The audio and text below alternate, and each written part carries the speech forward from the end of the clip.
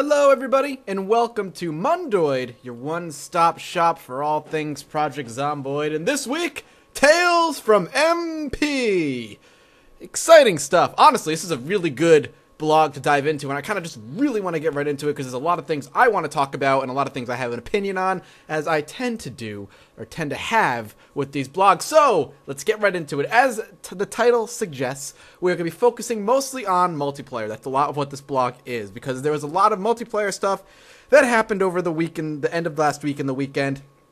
And that included me and some videos and some streaming and Twiggy and a bunch of other people who are in the actual multiplayer test. And there's a lot to talk about. But right away they talk about build 22 or 23 or whatever. So right off the bat, if anybody's wondering, is it going to be in build 23? No, technically multiplayer will not be in build 23. Build 23 is going to be all that stuff, that huge list of fixes and stuff that's going to be brought into the game that they've been trying to get out as fast as they can and keep running into bugs here and there. Again, part of development. They're going to nail that out as soon as they can and hopefully have that up. My hope will be within a week, maybe 2 weeks at most. I really hope this is going to be up by then, though. Pardon me. Northern Lion is now streaming. I really hope, though, that we're going to be seeing that particular build very, very shortly because it's going to fix a lot of things, which is really exciting. But then we'll go on to the next part, which is the multiplayer stuff. As you can see, I have a video of my part 1 of my multiplayer stream. Part 2 is up on my YouTube channel as well. And this is some stuff to watch. If you're really interested to see how multiplayer works right now, I would highly suggest you check out my video, Twiggy's video, etc., etc. Particularly because it highlights a lot of the reasons the build or multiplayer is not live yet for everybody to play. I think I hard crashed. I hard crashed once or twice. I had to reboot it about 3 or 4, maybe even 5 times because of a loading bug. And then I had to reboot it completely, maybe 1 or 2 other times for other things happening. So that's the reason multiplayer is not in public testing right now. There is definitely some problems. But we were playing and there was about 10 to 15 people playing simultaneously. And there was very little lag, if any, at all. Rubber banding was not an issue. PvP is on, and we actually had I instigated some PvP stuff. I instigated on purpose because I thought it would be fun, and it allowed me to test just how reactive the server or the game was going to be, even if it was just running on Lemmy's computer, just to see how reactive PvP would have been and how quickly I can kill somebody. And I can tell you right off the bat, it was really responsive, which is great. There's a whole kind of little underlying story that kind of develops between the two videos about this one particular player, Flaxzang, that we stumble across, and we end up killing, and we actually end up hunting him down, killing him, but that ended up drawing a huge horde to our base, having to fight off the base, having Flaxzang come back, fighting him off again.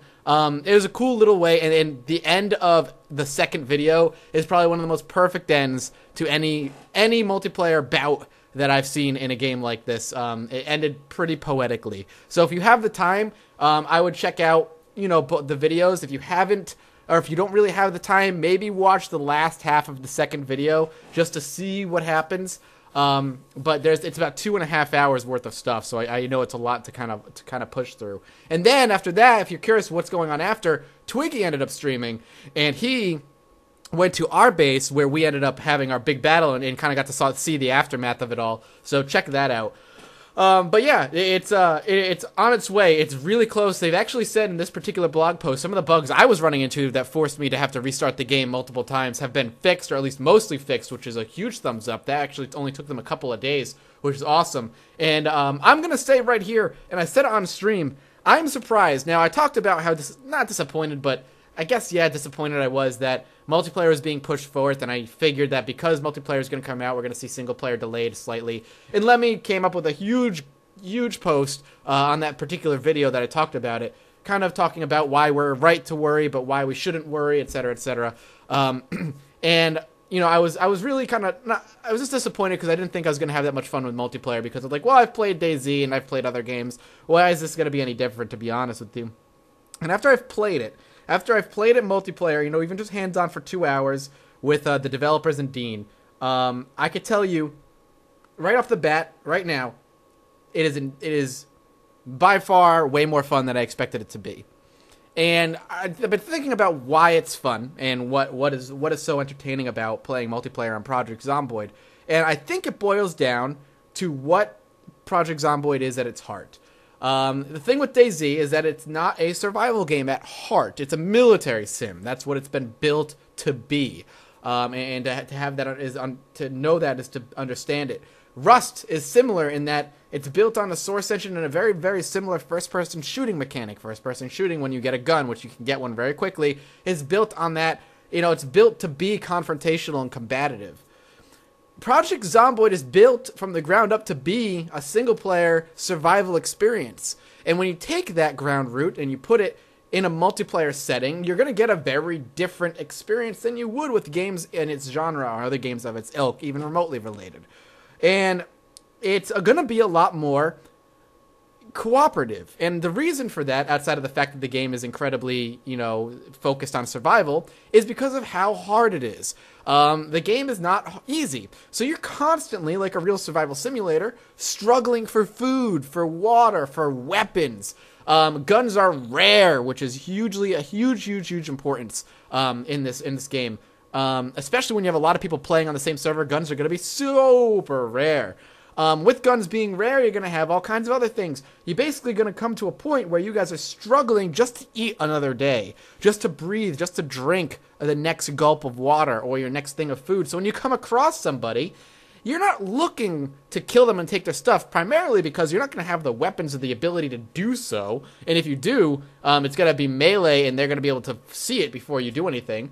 But you're going to want to try and talk and cooperate and barter and work together and maybe, team up and build a fort. All this stuff kind of comes naturally with Project Zomboid. Now, my multiplayer stream obviously was a little bit more lighthearted. There was a ton of us working together. And I did instigate a lot of PvP stuff on purpose. But when I play and when I, play Zomboid and when I go into that multiplayer setting, that's not how it's going to be played. That's not how it's going to be seen. It's not going to be how I think generally speaking, we're not going to see a lot of massive PvP battles. It's just not how the game is meant to be.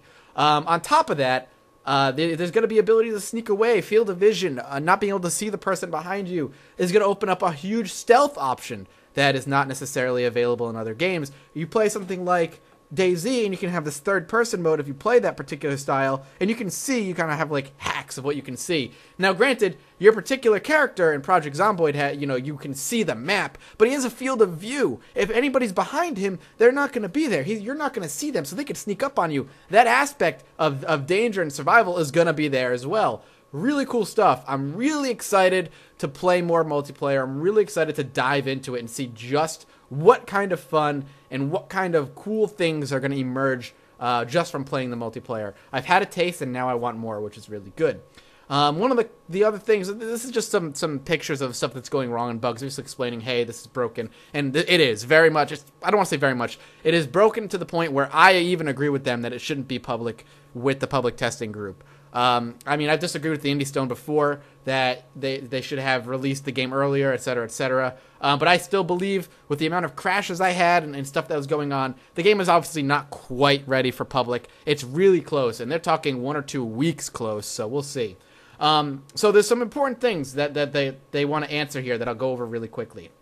So one of the most common questions, if not the most common question asked in the chat and that people ask about multiplayer is, how is sleeping going to end up working in multiplayer Project Zomboid? And the way that they've described it is sleep is going to be necessary, and the way they've talked about it, and I think this is a really good way to do it, is that you'll still need to sleep. Now, when you go to sleep in single player, you're asleep for maybe real time, maybe like a minute at most, and it fast forwards, a bunch of times till the morning. So what they're going to do is they're going to keep that real time. You're going to lay down and take a nap. That's what you're going to do. You're going to nap. And real time, it's going to take you a minute or whatever. The normal amount of time it usually takes you to sleep. But in-game, it's only going to be maybe a few seconds to a minute. Maybe to 10 minutes in-game time, whatever. That's how they're going to do it. They're going to, because you can't speed up time in multiplayer. It's just not possible. So they're going to be doing, they can't, but you're going to have to sleep. So you're going to sleep, your screen is going to go black, and you're going to sleep the normal amount of real-time seconds and minutes that it would if you were in single player. But in-game time is obviously not, it's going to be slowed down. It's not going to be sped up. I hope that makes sense. They're going to be calling it naps. I like it a lot because it still leaves you vulnerable. You still have to sleep. So you will end up having, going to sleep and maybe somebody stalking you, watching you, and as soon as you lay down to go to sleep, they sneak in and put an axe in your face, all kinds of cool stuff.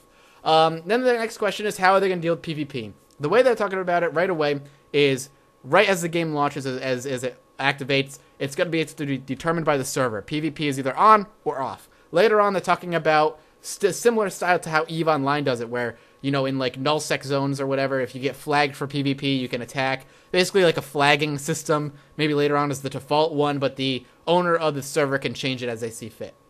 And then, of course, loot and zombies. Basically what they say in this huge paragraph here, I'll sum it up real quickly for you, is that with multiplayer, even with the smaller amount of testers they have now, loot is disappearing very quickly because people are trying to, eat up and eat everything, and it's going to be gone super, super fast. Part of me has a hiccup. Holy crap. It just sneaks up on me sometimes. So what that means is that the only sustainable source of food in the game, unless you restart the server, is farming. And that's not fun. Farming isn't fun unless you want to play Farming Simulator, which is a whole separate game you could purchase. So they're bumping up in priority hunting and wildlife, which they're hoping sometime, they said this month, so February, we're going to be looking at hunting and wildlife actually making progress and being implemented in the game, which is awesome, because the way I look at this is that if you were to survive in a real zombie apocalypse or whatever, the town is going to be bare very, very, very quickly. Supplies are going to disappear and everything's going to be gone. And now there's no point in the town. Well, there's shelter and stuff, but now the point is dangerous, right? If you're going to go into town and you think you know where there are some supplies, it's going to be dangerous and the payoff might not be that great. How do you survive? How do most people in the zombie apocalypse survive? Well, they live in the wilderness. They have a campsite. They hunt animals and stuff. And that's what they're going to do. And that is freaking awesome. And imagine, just picture with me, a server that's been online for maybe real-time 2 months, right? Real-time, 2 months, has never been restarted. People have their own cliques already. There are survivor groups in the forest and a survivor group in the city. And there's walls built and there's alliances and peace treaties amongst the survivors, etc., etc. And the erosion mod that's out there is into the game now, because Lemmy said there's something they might actually think about maybe picking up is the erosion mod, because it looks fucking awesome. And the erosion mod, in case you don't know, is that buildings dilapidate over time, plant growth grows over time. Like, it looks really good. So now, you're 2 months into the game. Buildings are crumbling. Trees are sprouting from the ground. Grass is overgrowing the roads. Think about how cool that looks. There's very little food left in the city, and the city is overrun with walkers. There's just zombies everywhere within the city, and anywhere you go, everywhere you turn is danger. There's your death waiting, but there's still a little bit of supplies worth scavenging.